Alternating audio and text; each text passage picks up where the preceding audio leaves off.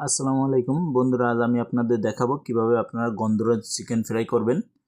এটি খুবই খেতে সুস্বাদু এবং খুবই মজা। তো আপনারা প্রথমে এই লেবুটা এভাবে কুচি কুচি করে করে নেবেন কুচনি দিয়ে। তারপর এই লেবুটা এখান থেকে রস দিয়ে দিবেন, কিছুটা একটা লেবুর হাফের রস দিয়ে দিবেন এখানে। তারপর আদা বাটা এবং রসুন বাটা এগুলো দিয়ে দিবেন, আমার একসাথে বাটা ছিল সেটা দিয়ে দিছি। তারপর লবণ দিবেন আর কিছুটা হলুদ দিবেন, সব কিছু পরিমাণ মতো দিবেন। তারপর জিরা গুঁড়া এবং মশলার গুঁড়া দিয়ে দিবেন। দেওয়ার পর এটা খুব সুন্দর করে মাখায় নেবেন।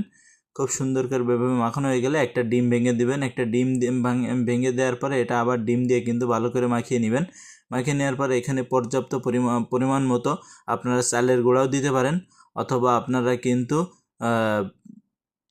বেকিং পাউডারও দিতে পারেন। দিয়ে এটা খুব ভালোভাবে মাখিয়ে নিতে হবে। মাখানো হয়ে গেলে এটা কিছু সময় রেস্টে রেখে দিবেন, তাহলে কিন্তু খেতে বেশি মজা লাগবে। তো আমি কিছু সময় রেস্টে রাখার পরে এখানে বানাতে চলে এসেছি। তো আমি একটা কড়াইতে কিছু পরিমাণ তেল দিয়ে এটা গরম হয়ে যাওয়ার পরে এখানে এই চিকেনগুলো ছেড়ে দিচ্ছি। তো চিকেনগুলো ঠিক এভাবে কিন্তু কাটবেন, তাহলে কিন্তু খুবই আপনি মজা পাবেন। একটা ফ্রেঞ্চ ফ্রাই একটা ভাব পাবেন খাওয়ার সময়, একটা স্বাদ পাবেন। ফ্রেঞ্চ ফ্রাই একটা দিয়ে পাবেন। তারপরে এটা আমি মাঝে একটু উল্টিয়ে দিচ্ছি, এবং এই চিকেনটা কিন্তু খেতে খুবই মজা। আপনি এই চিকেনটা যখন খাবেন তখন কিন্তু লেবুর একটা ঘ্রাণ এখান থেকে পাবেন, এবং সেটা খেতে আপনার খুবই ভালো লাগবে।